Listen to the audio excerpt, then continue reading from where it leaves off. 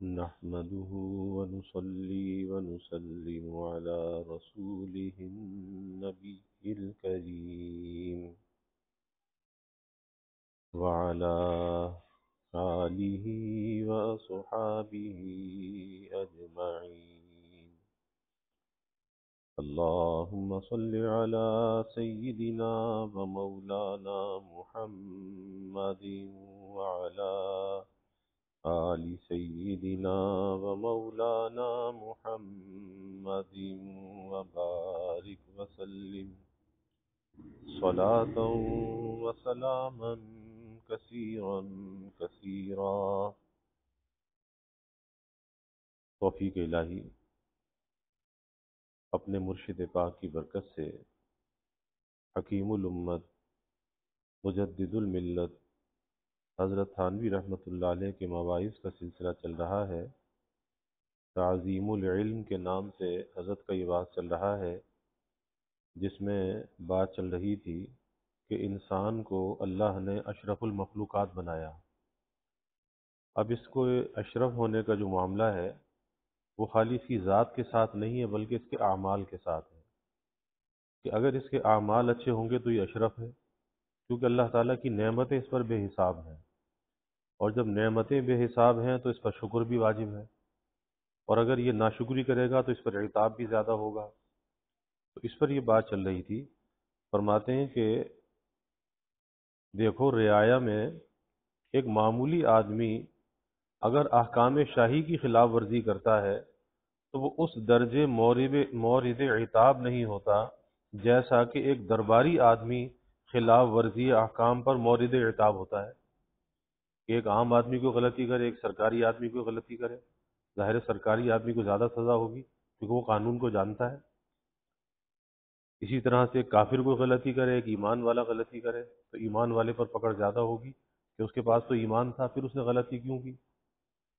الغرض انسان اشرف المخلوقات تو ہے، مگر اس کا یہ مطلب نہیں کہ تمام مخلوق اس کے غلام ہیں.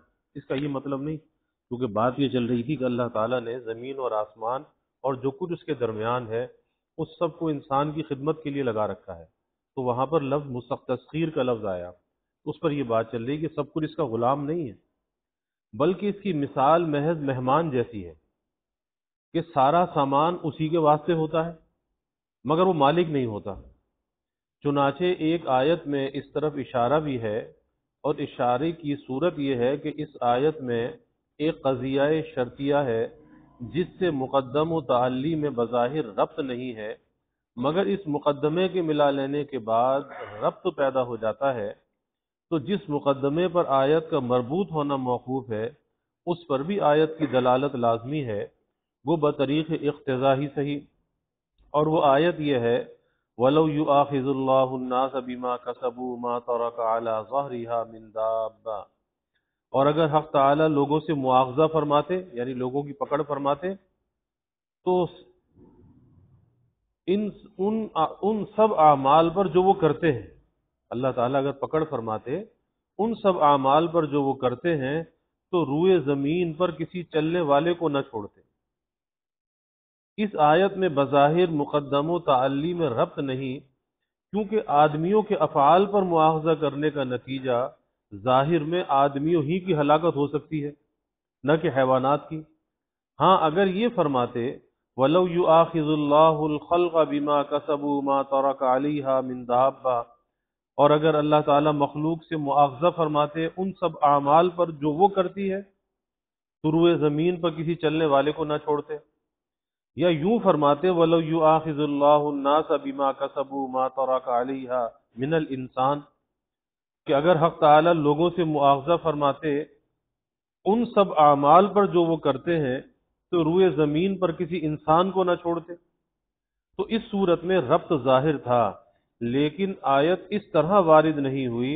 وہاں تو مواخذہ اعمال انسان پر، پکڑ جو ہے اعمال انسان پر، تمام حیوانات اور جاندار چیزوں کی ہلاکت کو مرتب کیا گیا کہ زمین پر کوئی چلنے والا کوئی نہ چھوڑتے، یعنی کوئی مخلوق باقی نہ رہتی.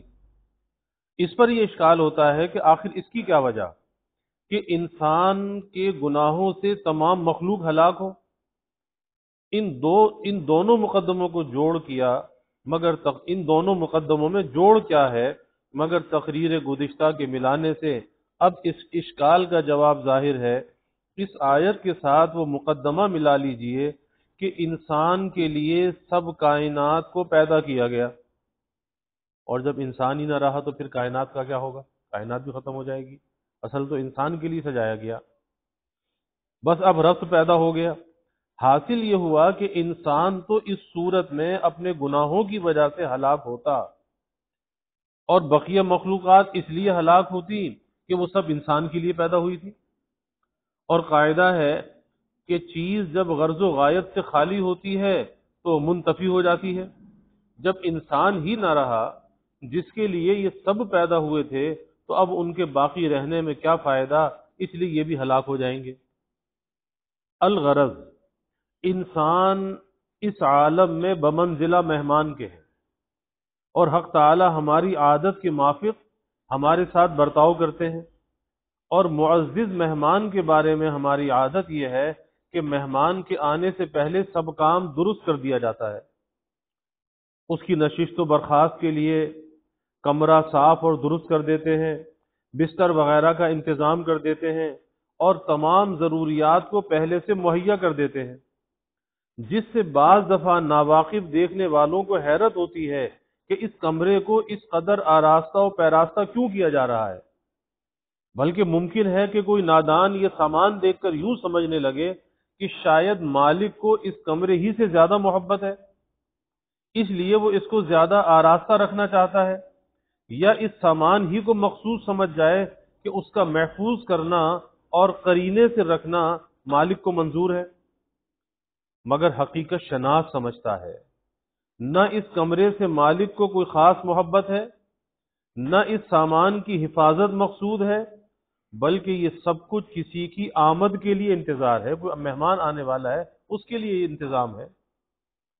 چنانچہ ہفتے دو ہفتے کے بعد جب مہمان پہنچ جاتا ہے اور اس تمام سامان میں تصرف کرنے لگتا ہے، استعمال کرنے لگتا ہے، اس وقت حقیقت شناس کے خیال کی تصدیق ہو جاتی ہے، لیکن نادان یہ خیال کرنے لگتا ہے کہ مہمان تو 1 یا 2 ہفتے کے بعد آیا اور سامان پہلے سے مکمل ہو چکا، کمرہ پہلے سے آراستہ ہو چکا، تو وجود میں یہ سامان اور کمرے کی آرائش مقدم ہے، یعنی تیاری پہلے سے ہے، پہلے سے صفائی کی گئی، تیاری کی گئی، سامان رکھا گیا پہلے سے، ابھی مہمان تو نہیں آیا، تو یہ سامان اور کمرے کی آرائش مقدم ہے اور مہمان کی آمد مؤخر ہے، اور مقدم مؤخر سے افضل ہوتا ہے۔ جو کام پہلے ہو وہ بعد والے سے افضل ہوتا ہے، تو کیا مطلب کہ وہ سامان افضل تھا اور وہ بعد والی چیز افضل نہیں تھی؟ تو مقدم مؤخر سے افضل ہوتا ہے، اس لیے یہ سامان مہمان کے تابع نہیں۔ غرض یہ بے وقوف تقدیم وجود ہی کو باعث شرف سمجھتا ہے۔ پھر قاعدہ یہ ہے کہ مہمان کے چلے جانے کے بعد بھی سامان کو فوراً منتشر نہیں کیا جاتا، اس سے نادان کو سامان کے مقصود ہونے کا اور زیادہ شبہ ہو جاتا ہے کہ تقدیم فی الوجود اور تاخیر فی البقاء اس کی علامت ہے کہ یہ سامان مہمان کے واسطے نہیں بلکہ اس کے چلے جانے کے قبل ہی منتشر کر دیا جاتا، مگر عاقل کے نزدیک یہ بھی اسی کی علامت ہے کہ یہ سب سامان مہمان ہی کے واسطے تھا، کیونکہ مہمان عزیز کے سامنے سامان کو منتشر نہیں کیا کرتے تاکہ اس کو 1 منٹ کے لیے بھی تکلیف نہ ہو۔ چلتے وقت تک سارا سامان اسی طرح آراستہ رکھا جاتا ہے، اس کی رخصت کے بعد توقف سے سامان کو منتشر کیا کرتے ہیں۔ جب آپ کو معلوم ہو گیا کہ ہماری عادت مہمان کے واسطے یہ ہے، تو اب سمجھیے حق تعالی نے بھی ہمارے ساتھ اسی کے موافق برتاؤ کیا۔ چنانچہ سورہ حامیم میں اس کی تفصیل موجود ہے کہ تمام کائنات انسان سے پہلے پیدا ہوئی، انسان بعد میں، کائنات پہلے۔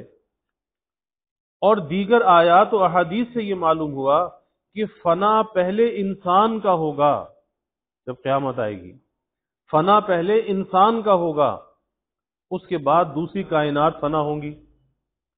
اس سے نادان کو یہ غلطی ہو سکتی ہے کہ اگر انسان مقصود ہوتا اور یہ کائنات اس کے لیے پیدا ہوتی تو اس کی طرف توجہ بھی سب سے پہلے ہوتی، یعنی انسان کی طرف پہلے توجہ ہوتی، حالانکہ اس کو سب کے بعد میں پیدا کیا گیا۔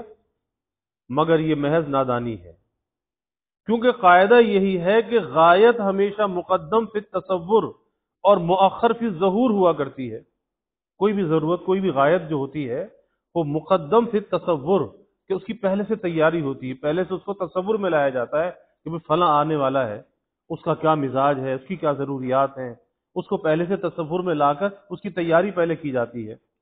تو مقدم فی التصور اور مؤخر فی الظہور، اور وہ آنے والا بعد میں آتا ہے، تو آنا اس کا بعد میں ہے، ظاہر ہونا بعد میں ہے، لیکن اس کی تیاری پہلے ہے۔ تو انسان کا ظہور مؤخر ہونے سے یہ لازم نہیں آتا کہ توجہ بھی اس کی طرف بعد میں ہوئی، بلکہ اصل مقصود خلق عالم سے، اس کائنات کو بنانے سے، اس کائنات کو پیدا کرنے سے، اصل مقصود خلق عالم سے انسان کا ظہور ہے کہ کوئی مہمان آنے والا ہے، کوئی دولہا آنے والا ہے، اس کی بارات کی تیاری پہلے سے ہے۔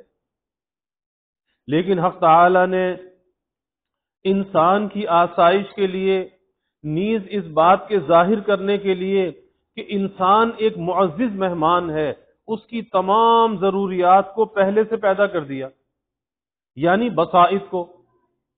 لیکن بسیط سے یہ مراد نہیں کہ وہ اشیاء بالکل ترکیب سے خالی ہیں، فاقد الاجزاء ہیں، بلکہ بسیط سے مراد یہ ہے جس میں ترکیب بصنعت العباد نہیں ہے۔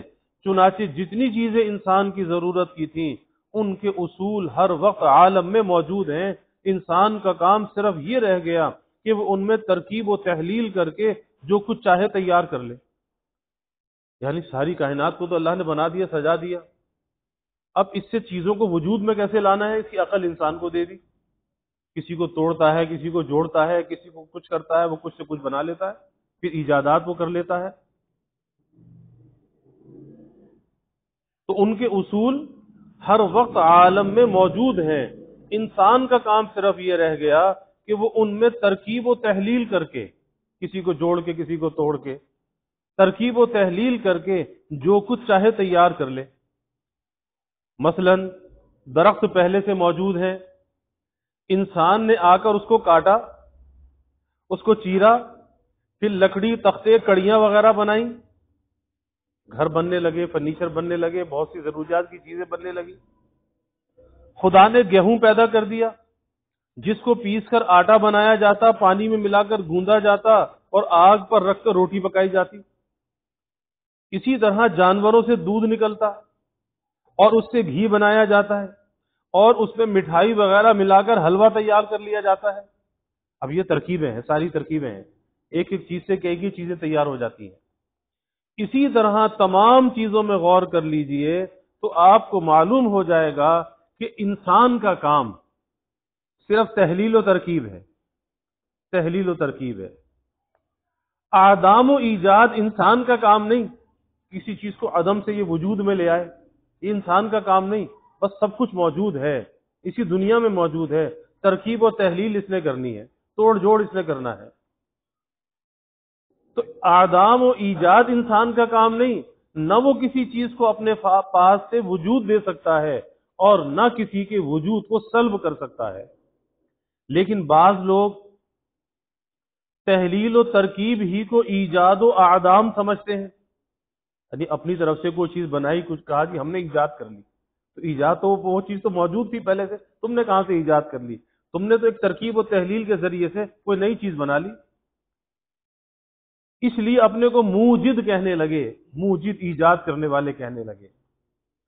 چنانچہ نمرود کو یہی غلطی پیش آئی تھی کہ جب حضرت ابراہیم علیہ السلام سے اس نے وجود ثانی پر دلیل کا مطالبہ کیا، اللہ کے وجود پر کیا دلیل ہے؟ ابراہیم علیہ السلام نے اس کے جواب میں کھلی ہوئی دلیل بیان فرمائی، ربی الذی یحیی و یمیت، کہ میرا رب وہ ہے جو جلاتا ہے اور مارتا ہے، یعنی پیدا بھی وہ کرتا ہے، مارتا بھی وہ ہے۔ تو نمرود کہنے لگا کہ میں بھی جلاتا اور مارتا ہوں۔ یہ کہہ کر اس نے قید خانے سے 2 قیدیوں کو بلایا، جن میں ایک واجب القتل تھا جس کو قتل کی سزا ہو چکی تھی، اس کو تو رہا کر دیا، اور ایک قیدی رہائی کے قابل تھا، اس کو قتل کر دیا۔ حالانکہ یہ احیاء و اماتت نہ تھا، کیونکہ احیاء کے معنی حیات بخشنے کے ہیں۔ احیاء کے معنی اسے تو جیل سے رہا کر دیا، وہ سمجھا کہ یہ وہی ہے، تو احیاء کے معنی حیات بخشنے کے ہیں۔ جس قیدی کو نمرود نے رہا کیا تھا اس کو پہلے سے حیات تو حاصل تھی، نمرود نے اس کو اپنے گھر سے حیات نہ دی تھی، اور اماتت ازحاق روح کا نام ہے، اور جس قیدی کو اس نے قتل کیا تھا اس میں نمرود کا فعل صرف اس قدر تھا، اس نے اس کی گردن جدا کر دی۔ ابھی عادت اللہ ہے کہ انگلی یا ہاتھ کے جدا کر دینے سے جان نہیں نکلتی، اور گردن کے جدا کر دینے سے جان نکل جاتی ہے۔ بس گردن کا جدا کرنا نمرود کا فعل تھا، اس کے بعد جان خود بخود عادت اللہ کے مافق نکل گئی، انسان کا اس میں کچھ دخل نہ تھا۔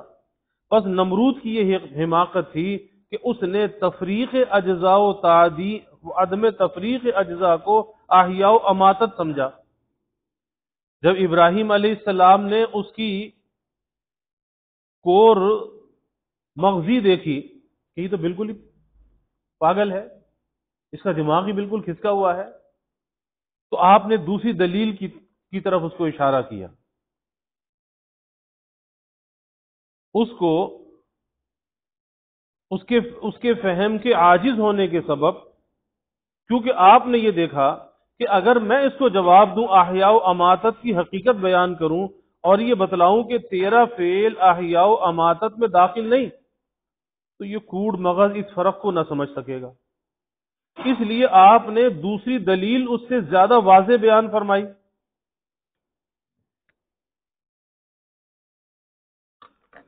اور وہ یہ کہ میرا خدا وہ ہے جو آفتاب کو مشرق سے نکالتا ہے، اگر تو خدا کا منکر ہے تو مغرب سے آفتاب کو نکال۔ سورج جو مشرق سے نکلتا ہے، اگر تو خدا ہے تو مغرب سے نکال کے دکھا دے۔ اس پر وہ کافر مبہوت ہو کر ان کا منہ تکنے لگا، اب حیرت زدہ ہو گیا اور اس کا کوئی جواب نہ دے سکا۔ یہاں سے اہل مناظرہ نے ایک اشکال کا جواب بھی ظاہر کیا۔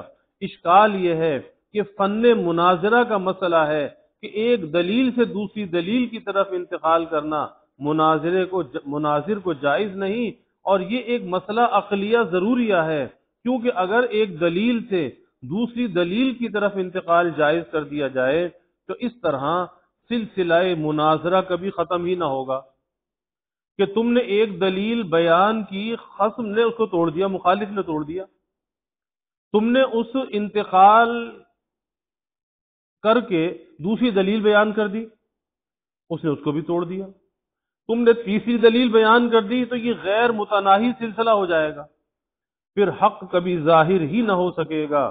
اس لیے علماء مناظرہ نے انتقال الی دلیل آخر کو ناجائز مانا ہے، اور کوئی شخص اس اشکال کا یہ جواب نہ سمجھے کہ یہ تو علم مناظرہ کا ایک مسئلہ ہے، اور حضرت ابراہیم علیہ السلام نبی ہیں، ان کے ذمے ہمارے اصول کا ماننا کب لازم ہے، مگر ہم کو ہی ان کی بات کا ماننا لازم ہے۔ تو جواب ظاہر ہے کہ یہ مسئلہ محض ہمارے اصول مسلمہ کی قسم سے نہیں بلکہ عقلی مسئلہ ہے، جس کا تسلیم کرنا فی نفسی ہی ضروری ہے۔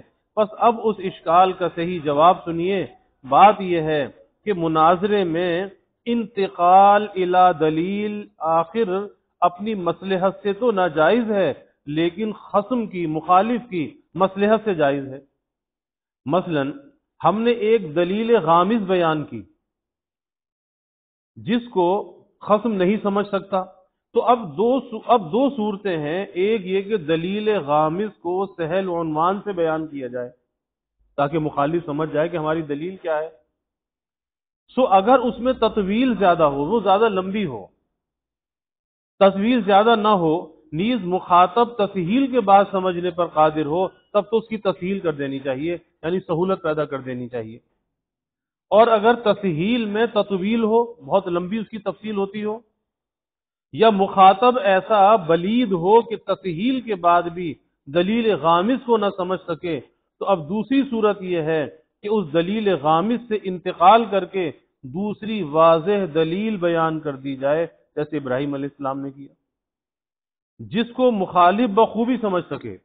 تو ابراہیم علیہ السلام نے اس صورت میں مخاطب کی مصلحت سے انتقال کیا تھا، کیونکہ آپ نے دیکھا کہ مخاطب بڑا ہی کوڑ مغز ہے، اس لیے اس سے کیا امید تھی کہ وہ اماتت و احیا کی حقیقت کو سمجھے گا اور جھک جھک نہ کرے گا۔ اگر نمرود کو کچھ بھی علم و فہم ہوتا تو اس بات کا جواب بہت سہل تھا۔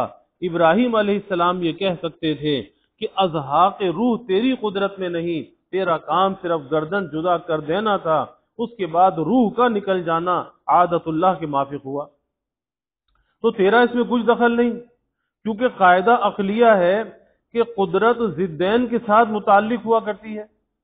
جو شخص جان نکالنے پر قادر ہوگا وہ اس کے روکنے پر بھی ضرور قادر ہوگا۔ پس تفریق گردن کے بعد اگر ظہوق روح تیرے اختیار میں تھا تو اس پر بھی تجھ کو قدرت ہونی چاہیے کہ ایک شخص کی گردن جدا کر کے اس کی جان کو نہ نکلنے دے، یعنی اس پر بھی تیری قدرت ہونی چاہیے۔ اگر تو اس پر قادر ہے کہ گردن کاٹنے کے بعد جان کو روک لے اور نہ نکلنے دے تو ایسا بھی کر دکھا۔ اس کا جواب اس کے پاس ہرگز کچھ نہ تھا۔ پس حضرت ابراہیم علیہ السلام کی پہلی دلیل کمزور نہ تھی، اور نہ اس کی کمزوری کی وجہ سے آپ نے دوسری دلیل کی طرف انتقال کیا تھا، بلکہ محض اس وجہ سے انتقال کیا کہ پہلی دلیل کے سمجھنے سے اس کوڑ مغز سے امید نہ تھی۔ غرض انسان کا کام محض تحلیل و ترکیب ہے، ایجاد و اعدام اس کا کام نہیں ہے، کسی چیز کو وجود دینا یا کسی کو ختم کر دینا اس کا کام نہیں ہے۔ اور یہ جو کہا جاتا ہے کہ فلاں شخص فلاں چیز کا موجد ہے، نہ اطلاق محض مجازی ہے، کیونکہ جتنی ایجادیں عالم میں ہوتی ہیں ان کے اجزائے بسیطہ پہلے سے موجود ہوتے ہیں۔ جو بھی چیز ایجاد ہوئی ہے اس کے اجزاء کو دیکھا جائے تو اجزاء تو پہلے سے موجود تھے، بس انہوں نے توڑ جوڑ کر ترکیب و تحلیل سے کچھ بنا دیے، جہاز بنا دیے، ریلیں بنا دی، انجن بنا دیے، گاڑیاں بنا دی، سب کچھ بنا دیے۔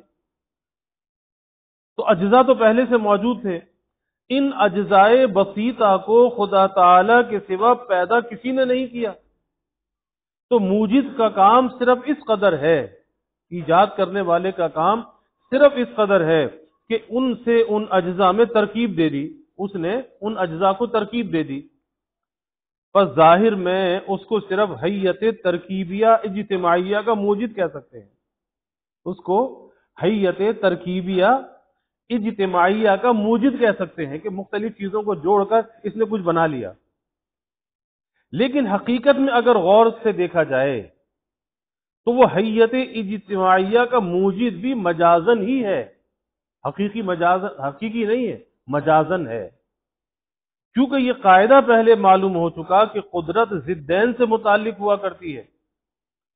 پس اگر حیت اجتماعیہ کا وجود اس شخص کے اختیار سے ہوا ہے تو لازم ہے کہ اس کو اس پر بھی قدرت ہو کہ اجزائے بسیطہ کو ملا دینے کے بعد ان پر حیت اجتماعیہ کو طاری نہ ہونے دے۔ اس کی بھی قدرت ہونی چاہیے کہ جس مقصد کے لیے اس نے وہ چیزیں جمع کی ہیں اور اس کا جو کام ہے اس سے اس کام کو بھی روک دے، اس پر بھی اس کی قدرت ہونی چاہیے۔ حالانکہ کسی شخص کو اس پر قدرت نہیں، بلکہ جب چند اجزاء کو باہم ترکیب دیا جائے حیت اجتماعیہ لزوماً طاری ہو جائے گی، خواہ تم چاہو یا نہ چاہو۔ اور یہ اس کی صاف دلیل ہے کہ انسان کا کام بجز ترکیب کے اور کچھ نہیں، نہ وہ بسیط کا موجد ہے نہ مرکب کا، یعنی نہ وہ کسی چیز کو الگ الگ جو چیزیں ہیں مفردات ہیں الگ الگ ہیں ان کی ایجاد کرنے والا بھی پیدا کرنے والا بھی نہیں ہے، اور نہ یہ کسی چیز کو جو مرکب کا پیدا کرنے والا ہے، تو نہ وہ بسیط کا موجد ہے نہ مرکب کا نہ حیت اجتماعیہ کا۔ اور اس کی مثال ایسی ہے جیسے لوہے اور مقناطیس کو باہم نزدیک کر دیا جائے کہ نزدیک کر دینا تو تمہارا فعل ہے، اس کے بعد مقناطیس خود بخود اس کو جذب کر لے گا، کھینچ لے گا، خواہ تم کتنا چاہو کہ یہ جذب نہ کرے، لوہا وہ مقناطیس اس کو نہ کھینچے، تم کتنا ہی چاہو، اب تمہارا کوئی اختیار نہیں، مقناطیس اس کو کھینچ لے گا۔ اسی طرح ترکیب کے بعد حیت اجتماعیہ خود بخود فائز ہو جاتی ہے۔ اب تم کو کوئی نہیں پوچھتا کہ تم ہو کون، ہاں حق تعالی کی قدرت ہے کہ ترکیب کے بعد بھی حیت اجتماعیہ کو فائز نہ کرے۔ چنانچہ ایک پتھر ایسا ہے جب اس کو سرکے میں ڈال دیا جائے تو وہ بھاگتا ہے، ایک پتھر ہے سرکے میں ڈال دیا جائے تو بھاگتا ہے۔ اب غور کیجئے کہ مٹی کو سیال چیز میں ڈال دینے کا مقتضا تو یہ ہے کہ وہ ساکن ہو جائے، یعنی ایک پتھر ہے، ایک مٹی کی بنی ہوئی چیز ہے، مٹی کی قسم سے ہے، اسے اگر کسی سیال گاڑی چیز میں ڈال دیا جائے وہ جا کے بیٹھ جائے اور دونوں مجتمع رہیں، مگر یہاں خلاف مقتضا اس میں حرکت، خلاف مقتضا اس میں حرکت پیدا ہوتی ہے اور بدون کسی مخلوق کے صنع کے وہ جدا ہو جاتے ہیں، یعنی وہ بھاگنے لگتا ہے۔ اسی طرح اس حیت اجتماعیہ کے آثار کی حالت ہے، چنانچہ حق تعالی نے ابراہیم علیہ السلام کو آگ سے بچا لیا، حالانکہ اس اجتماع کا اثر اور مقتضا یہ تھا کہ آگ اور انسان اگر مل جائے یا آگ میں کوئی اور چیز مل جائے، اس کا تقاضا تو یہ وہ جل جائے، خاک ہو جائے۔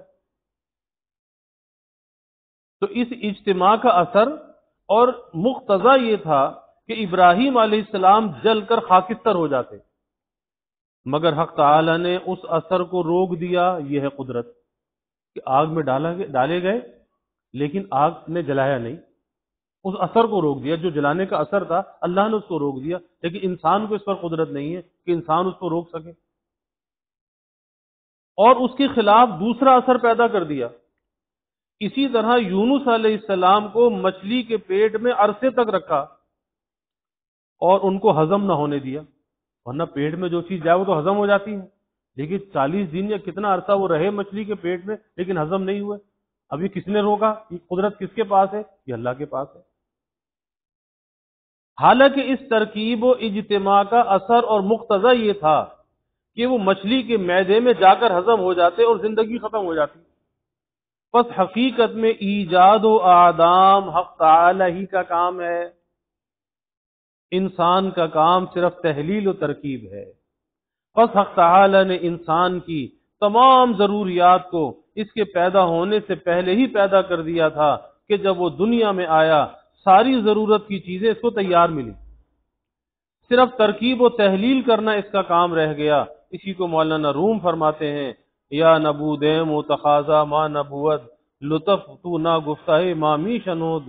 ممکن ہے کہ اس پر کوئی صاحب یہ فرمائے کہ جب خدا تعالیٰ کو انسان کی ایسی خاطر منظور تھی اور وہ معزز مہمان تھا تو پھر اس کو یہ تکلیف بھی کیوں دی کہ وہ ترکیب و تحلیل کرتا پھرے؟ اتنا ہی معزز مہمان تھا تو یہ تکلیف بھی اس کو کیوں دی کہ جوڑ توڑ کرے، یہ چیزوں کو ایجاد کرے؟ پھر تمام چیزیں کامل و مکمل اس کے واسطے موجود ہوتی تو بہتر تھا۔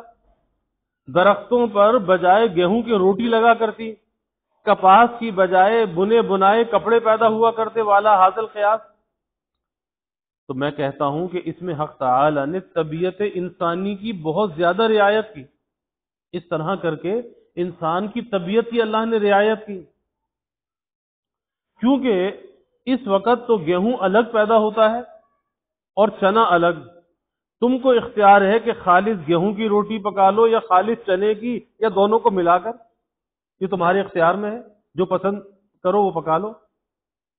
نیز یہ بھی اختیار ہے کہ روٹی پکاؤ یا گیہوں ابال کر کھاؤ یا اس کا ستو بناؤ یا حلوہ سون تیار کرو، غرض صدہا قسم کی چیزیں بنا سکتے ہو، سینکڑوں قسم کی چیزیں بنا سکتے ہو۔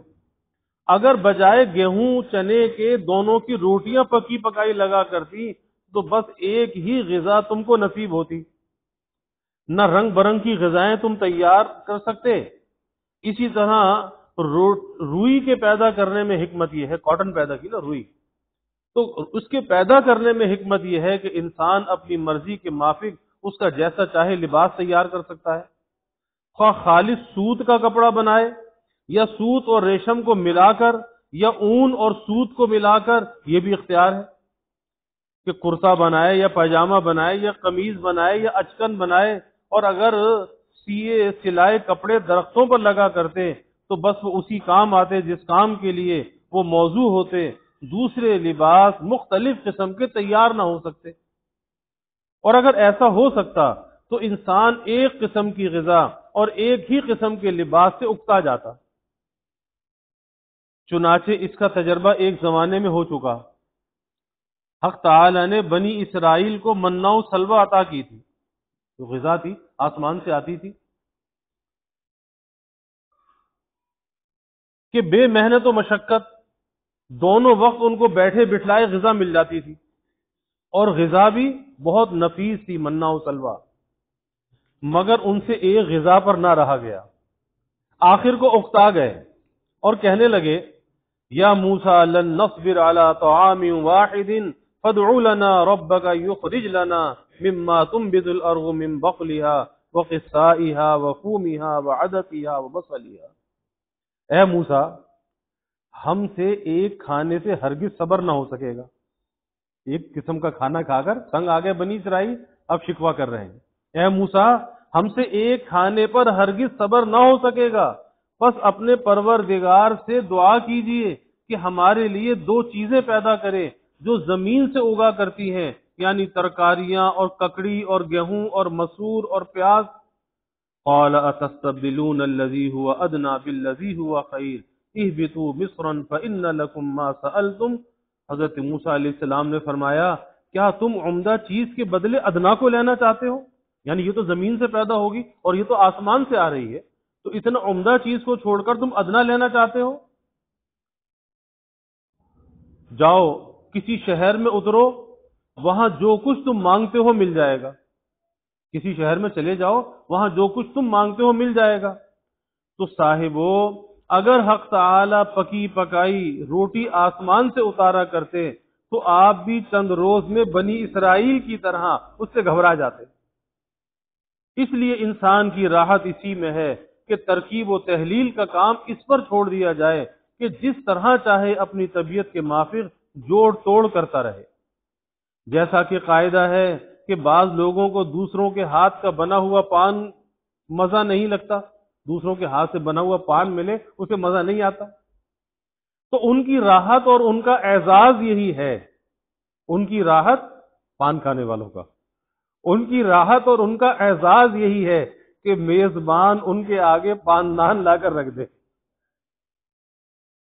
کہ لو بھائی تم اپنے ہاتھ سے جیسا چاہے بنا لو، پر جس طرح پاندان سامنے رکھ دینے کو ہر شخص غایت اعزاز سمجھتا ہے کہ بڑے اعزاز کی بات ہے کہ پاندانی سامنے رکھ دیا، تو غایت اعزاز سمجھتا ہے، اور کوئی یہ نہیں کہتا کہ اس شخص نے میزبان کی تحقیر کی، مہمان کی تحقیر کی، کہ اس کو پان لگانے کی تکلیف دی۔ اسی طرح تحلیل و ترکیب کو انسان پر چھوڑ دینے سے تکلیف اور بے قدری کا شبہ نہیں کرنا چاہیے، بلکہ حقیقت میں یہ بھی غایت اعزاز ہے کہ حق تعالی نے انسان کو ایک سی غذا، ایک سا لباس پر مجبور نہیں کیا، بلکہ مختلف اقسام و انواع کے استعمال کی اس کو گنجائش دی، خاص شرائط و حدود کے ساتھ۔ کچھ پابندیاں بھی ہیں، یعنی کہیں کہیں جہاں چیز جو ناجائز ہے اس کو تو چھوڑنا ہے، تو خاص شرائط و حدود کے ساتھ، جس کی تفصیل کتب فقہ میں مذکور ہے، کیونکہ انسان ایک حالت سے بہت جلد اکتا جاتا ہے، اور یہی حکمت ہے عبادات کے تنوع و تعدد میں بھی، کہ عبادات بھی مختلف قسم کی رکھی ہے، ایک قسم کی نہیں رکھی۔ یعنی حق تعالی نے ہمارے لیے ایک ہی قسم کی عبادت مشروع نہیں فرمائی، بلکہ رنگ برنگ کی عبادات ہیں۔ ایک وقت نماز ہے، دوسرے وقت تلاوت قرآن ہے، ایک وقت تدریس و تعلیم ہے، کبھی وعظ و نصیحت ہے، کبھی استغفار و درود شریف ہے، اور پھر ہر حالت کے مناسب الگ الگ دعا بتلائی گئی۔ وعلی ھذا القیاس، تاکہ ایک عبادت سے انسان اکتا نہ جائے اور جدید عبادت سے اس کا شوق بڑھتا رہے، کبھی کچھ اس کا شوق بڑھتا رہے۔ دیکھیے پہلے رمضان سردی میں تھا تو لوگ اس سے اکتاتے تھے کہ میاں یہ بھی کو روزہ ہے، ادھارے بیٹھے ہیں، نہ بھوک ہے نہ پیاس ہے، ذرا سا دن ہے خبر ہی نہیں ہوتی روزہ بھی تھا یا نہیں تھا، سردی کا روزہ دن چھوٹا۔ روزہ تو گرمی کا لطف کا ہے کہ ذرا خبر بھی تو ہو کہ ہاں روزہ ہے. پھر افطار میں شربت کا، ٹھنڈے پانی کا اور بعض جگہ برف کا اہتمام ہوتا ہے. ٹھنڈے کنویں کی تلاش ہوتی ہے، جو اور جس کنویں کا پانی سب سے زیادہ ٹھنڈا ہو اس کا پانی لایا جاتا ہے. تو سردی میں یہ باتیں تو ہوتی تھیں. اب جب رمضان گرمی میں آیا تو اس سے بھی گھبرا گئے. چنانچہ اب رمضان آنے والا ہے، معلوم ہو جائے گا کہ کتنے آدمی روزہ رکھتے ہیں. اب لوگ یوں کہتے ہیں کہ صاحب رات تو ذرا سی ہوتی ہے، تراویح پڑھنے کے بعد سونے کا موقع ہی نہیں ملتا. ادھر آنکھ لگی ادھر سحری کا وقت آیا، اتنی دیر میں افطار کا وقت، کھانا پانی ہضم بھی نہیں ہوتا، اب سحری میں کیا کھا لیں؟ بس سحری کا لطف تو گرمیوں میں کی رات میں کچھ بھی نہیں، پھر دن ایسا پہاڑ کہ گھنٹے گنتے گنتے تھک جاؤ، ختم ہونے کا نام ہی نہیں لیتا. یعنی انسان کی طبیعت ہے، نہ اسے سردی میں قرار نہ گرمی میں قرار. پیاس کے مارے کلیجہ نکلا جاتا ہے. پھر افطار کے وقت پانی اس بری طرح پیا جاتا ہے کہ تراویح پڑھنا محال ہو جاتا ہے. بس گرمیوں میں نہ تراویح کا لطف ہے نہ روزے کا. لیجئے اب گرمیوں کے رمضان کی برائی ہونے لگی. غرض انسان کو کسی ایک حالت پر قرار و چین نہیں، بس اس کو تو جنت میں جا کر ہی آرام ملے گا. مگر وہاں بھی اس کو چل بلاپن نہ اس کا چل بلاپن وہاں بھی نہ جائے گا. جنت میں جا کر بھی یہ چل بلاپن اندر سے ہوگا کہ ایک خدا کے بندے کو بیٹھے بٹھلائے کھیتی باڑی کا شوق ابھرے گا کہ بھئی یہاں بھی کھیتی باڑی ہوتی. بھلا اس سے کوئی پوچھے کہ جب تجھے بیٹھے بٹھلائے بے مانگے ہر چیز مل رہی ہے تو پھر تجھے کھیتی کی کیا ضرورت ہے؟ کچھ بھی نہیں. پھر وہی چلبلاپن کہ اس نے ایک حالت میں اس سے نہیں رہا جاتا. تو جنت میں جو بے محنت و مشقت کھانے کو ملے گا تو آپ کو اپنی وہی حالت یاد آئے گی کہ ایک وقت ہم کھیتی کر کے کھایا کرتے تھے اور یوں ناج بوتے تھے، یوں ہل چلاتے تھے اور ایسے کھیتی کاٹتے تھے. اب جنت میں جا کے یاد کرے گا. اب وہ بات ہے ہی نہیں، وہاں تو کوئی کام ہی نہیں جنت میں. اس لیے اس کو کھیتی کا شوق ہوگا. چنانچہ یہ شوق بھی اس کا پورا کیا جائے گا کہ ادھر دانا پڑا ادھر پیدا ہوا اور پکا اور تھوڑی دیر میں غلے کا ڈھیر سامنے آیا. پھر ارشاد ہوگا دون یا ابن آدم فلن یشبعک شیء، اے ابن آدم لے یہ کھیتی بھی تیار ہو گئی مگر تجھے کوئی چیز سیر نہیں کر سکتی، کسی چیز سے قرار تجھے نہیں ہو سکتا. قیاس سے ایسا معلوم ہوتا ہے کہ یہ شخص کوئی گاؤں کا رہنے والا کسان ہوگا جسے جنت میں بھی کھیتی ہی یاد آئے گی، یا ممکن ہے کہ کوئی ایسا شخص ہو جسے دنیا میں بھی سلطنت اور راحت ہی ملی ہو اور جنت میں تو جو کچھ ہے وہ سلطنت ہی سلطنت ہے. تو اس شخص کو دنیا میں کھیتی کا موقع نہ مل سکا، اس لیے چاہا کہ لاؤ جنت میں اس آرزو کو پورا کر لیں. کیونکہ ہم نے سنا ہے کہ بعض سلاطین غایت تکلیف اور ساز و سامان و فرش و تخت سے گھبرا جاتے اور غربا کے گھر جا کر بوریے اور ٹوٹے ہوئے پلنگ پر بیٹھنے اور موٹی جھوٹی روٹی ان سے مانگ کر کھاتے تھے. بعض بادشاہ ایسے ہوتے تھے اور یہ کہتے تھے کہ عیش و آرام اور تکلف سے طبیعت گھبرا گئی، اس لیے سادگی کا مزہ چکھنے کے لیے کبھی کبھی جی چاہا کرتا ہے. اب آپ نے دیکھا کہ انسان کی طبیعت ایسی چلبلی ہے کہ جس آسائش و آرام کا یہ ساری عمر طالب رہتا ہے، جب وہ میسر ہو جاتا ہے تو اس سے بھی طبیعت اکتا جاتی ہے. اسی واسطے خدا تعالی نے انسان کی مرضی و نامرضی پر کچھ نہیں رکھا بلکہ سب کام اپنے قبضے میں رکھا ہے. کیونکہ انسان کی حالت بچوں کی سی ہے. اب بچے اگر ویسی فرمائش کرنے لگے تو کیا باپ ان کی ہر فرمائش کو پورا کر دیا کرتا ہے؟ ہرگز نہیں، بلکہ باپ اپنی مرضی کے مافک کام کرتا ہے. بچوں کی مرضی پر اگر ہر کام چھوڑ دیا جائے تو اس میں ان کی ہلاکت ہے. بعض دفعہ اسی خلاف حکمت ہونے کے سبب بچوں کی ضدیں اور فرمائشیں پورا کرنا بھی بہت مشکل ہو جاتا ہے. بعض دفعہ یہ ایسی ضدیں کرتے ہیں کہ والدین کو تنگ کر دیتے ہیں، لیکن والد ان کی ہر فرمائش کو پورا نہیں کرتا اور اس میں بچے کی بھلائی ہوتی ہے. اللہ تعالیٰ فہم دین عطا فرمائے. الحمدللہ رب العالمین والعاقبۃ للمتقین والصلاة والسلام علی اشرف الانبیاء والمرسلین. اللهم صل على سيدنا ومولانا محمد وعلى آل سيدنا ومولانا محمد وبارك وسلم. ربنا آتنا في الدنيا حسنة وفي الآخرة حسنة وقنا عذاب النار. ربنا أتمم لنا نورنا واغفر لنا إنك على كل شيء قدير. اللهم أرنا الحق حقا وارزقنا اتباعه وأرنا الباطل باطلا وارزقنا اجتنابه. اللهم إنا نسألك العفو والعافية والمعافاة الدائمة في الدين والدنيا والآخرة والفوز بالجنة والنجاة من النار. اللهم إنا نسألك من خير ما سألك منه نبيك سيدنا محمد صلى الله عليه وسلم، ونعوذ بك من شر ما استعاذك منه نبيك سيدنا محمد صلى الله عليه وسلم، وأنت المستعان وعليك البلاغ، ولا حول ولا قوة إلا بالله. وجزى الله عنا محمدا صلى الله عليه وسلم ما هو أهله، وصلى الله تعالى وسلم على النبي الكريم. آمين.